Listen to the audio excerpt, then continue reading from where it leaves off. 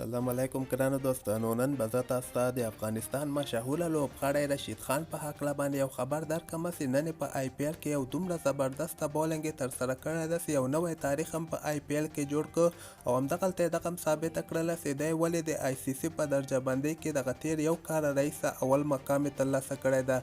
نو که تاسو هم پرې خوشحاله سوي یاستئ دغه ویډیو در سره حتما لایک کړئ او لاندې په کمنټ کې رشید خان زنده باد هم حتما در سره ولیکئ. زه به تاسو ته وایم چې د افغانستان رشید خان دغه کال 2020 کې چې کوم آی پی ایل ترسره کیږي او دې نه علاوه هغه مخکې آی پی ایلو کې دومره ښه بولنګ یې ترسره نه کړه لکه څنګه بولنګ یې نن لوبه کې ترسره کړې ده.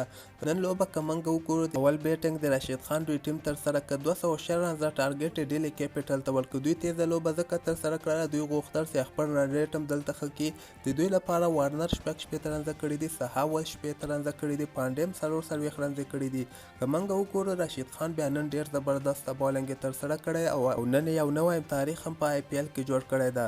زه به تاسو ته وایم چې په نن لوبه کې رشید خان 4 اوورو کې صرف 7 رنزه ورکړي دي او همدغسې 3 لوبغاړي د ډیلي کیپیټل هغه مین هغه ښه لوبغاړي ورته آوټ کړي دي او دغلته یې خپل ټیم لپاره ډیره زیاته مهمه لوبه وګټله. د ډیلي کیپیټل ټیم چې کوم د 131 پورې دغه رنزونه ورسول او همدغسې د دوی ټول لوبغاړي آوټ سول. 19 اوور کې د دوی ټول لوبغاړي آوټ سول، یعنې 8 رنزو باندې سنرایزرز حیدرآباد ټیم دغه د رشید خان په وجه باندې وګټله. نو د رشید خان لپاره زه ډیر زیات خوشحاله سوم ځکه ما په دغه چینل کې هم د رشید خان په هکله باندې تاسو ته خبر درکړ او دې نه علاوه به زه تاسو ته وایم چې په بیګ بیش لیګ کې هماغه سیډني سیکسر په نوم باندې کوم ټیم ده هماغه دوباره رشید خان هم اخیستلی ده چې آی پی ایل کې دومره ښه ځلیدلی ده او دې نه علاوه محمد نبي او مجیب زدران هم په بیګ بیش لیګ کې هماغه زړو ټیمونو اخیستلی دي.